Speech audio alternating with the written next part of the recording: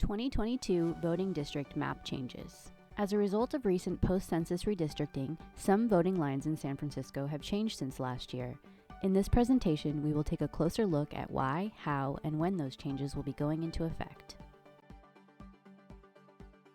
Why did the voting district lines change?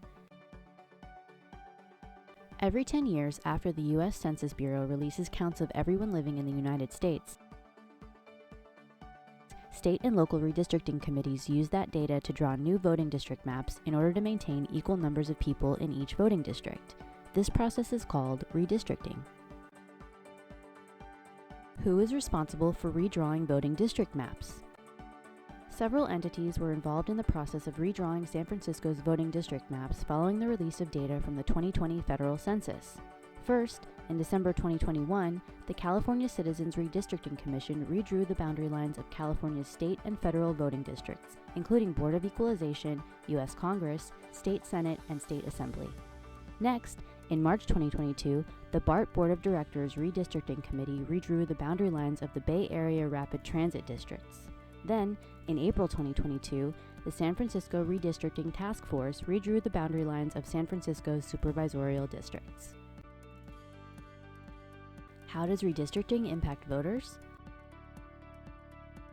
The combination of voting districts in which each voter lives determines who represents that voter in local, state, and federal government, and determines the candidates listed on the voter's ballot.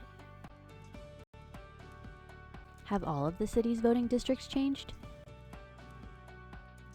Not all San Francisco's voting districts have changed.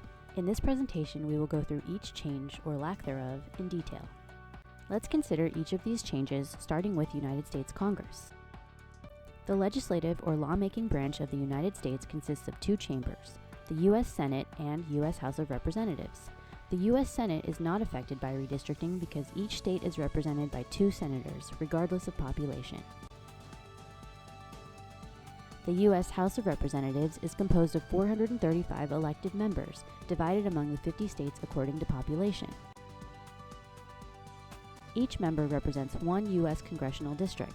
The number of U.S. congressional districts, and in turn, the number of representatives apportioned to each state, is determined by the census. When new census data indicates populations in U.S. congressional districts are uneven, district lines must be redrawn to ensure each district is comparatively equal in population. As a result of redistricting following the 2020 census, California will have 52 U.S. congressional districts, and as such, 52 representatives in the U.S. House of Representatives. With that background in mind, let's watch this animation showing how redistricting affected San Francisco's congressional districts. Over the last decade, all San Franciscans lived in either U.S. Congressional District 12 or District 14. But for the next 10 years, they will all live in either U.S. Congressional District 11 or Congressional District 15. As you can see, District 11 now covers most of San Francisco and is wholly contained in it. District 15 now covers some neighborhoods of San Francisco, namely the Excelsior, Ingleside, Portola, and Visitation Valley, but also includes parts of San Mateo and Santa Clara counties. Let's move on to changes to state assembly districts. Like the legislative branch of the United States, the legislative branch of California consists of two chambers, the California Senate and the California Assembly District. After the latest redistricting, San Francisco will continue to have the same two state assembly districts, that is, Districts 17 and 19. However, some San Franciscans who previously lived in District 17 will now live in District 19 and vice versa. Take a look at the screen now, which shows an animation of how San Francisco's State Assembly Districts 17 and 19 have changed this year. What is happening to San Francisco's State Senate districts? As we mentioned earlier, the California State Senate is one of the two chambers of the California Legislature, the other being the State Assembly. Although the boundaries of California State Senate lines have changed somewhat, all of San Francisco will stay in State Senate District 11. What is happening to San Francisco's Board of Equalization districts? The Board of Equalization is the country's only elected tax commission. It has 5 elected members, 4 of whom are elected by district and 1 of whom, the state controller, serves in an ex officio capacity. Although the boundaries of the Board of Equalization lines have changed somewhat, all of San Francisco will stay in District 2. That covers changes to state districts. Let's review changes to the Bay Area Rapid Transit or BART districts. The BART Board of Directors is comprised of 9 members, with each member elected by the residents of their district. As you can see, there are 3 BART districts either fully or partially contained in San Francisco: District 7, District 8, and District 9. Now that we have covered the changes to federal, state, and Bay Area voting districts, let's finish up with the changes affecting local supervisorial voting districts. The San Francisco Board of Supervisors is the legislative branch of the City and County of San Francisco and consists of 11 members, each of whom is elected by the residents of their district. As a result of local redistricting, the boundary lines of all of the city's 11 supervisorial districts have changed. Before we go through each of these changes one by one, take a look at the screen now, which shows a map of the city's new supervisorial districts. Supervisorial District 1.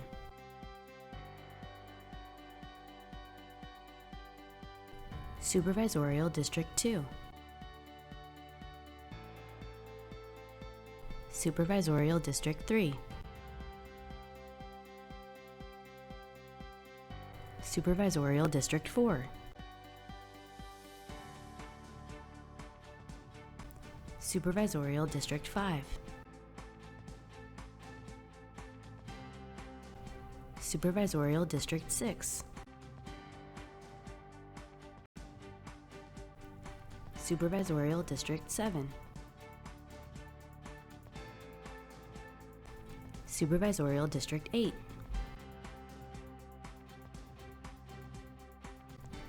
Supervisorial District 9. Supervisorial District 10. Supervisorial District 11. When will voters begin using these new district lines?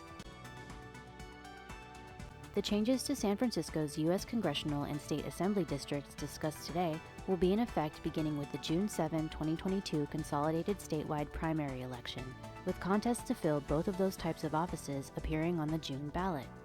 The changes to the Bay Area's BART and San Francisco's supervisorial districts discussed today will be in effect beginning with the November 8, 2022 consolidated general election, with contests to fill both of those types of offices appearing on the November ballot. Summary of voting district changes. Now let's take a look at the summary of the information we covered today. U.S. Congressional districts. All San Franciscans used to live in District 12 or 14, but will now be in 11 or 15. California State Assembly. All San Franciscans will still live in District 17 or 19, but the boundary lines have shifted. BART. All San Franciscans will still live in District 7, 8, or 9, but the boundary lines have shifted. San Francisco Board of Supervisors. The boundary lines of the city's 11 districts have shifted. However, 2 other districts, while changing in other parts of California, will not change in San Francisco. California State Board of Equalization. San Francisco will remain entirely within Board of Equalization District 2. California State Senate. San Francisco will remain entirely within State Senate District 11. What is happening to San Francisco's voting precincts? Before we wrap up, let's review how redistricting impacts voting precincts, geographic areas used to organize neighborhood polling places within the city.